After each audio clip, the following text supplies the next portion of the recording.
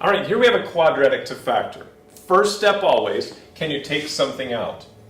The only thing that goes into 13 is 13, and that doesn't go into these two. So we can't take anything out to make the number smaller. We're stuck with these rather large numbers.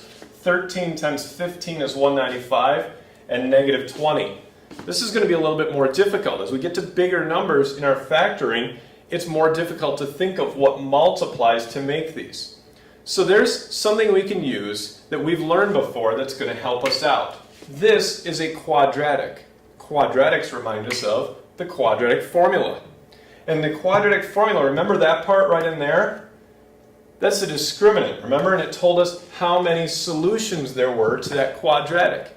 If we did the b squared minus 4ac. Let's do that again. Let's do the b squared minus 4 times a times c.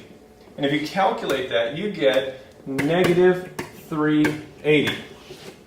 So that discriminant told us how many solutions. Negative, remember, had no solutions.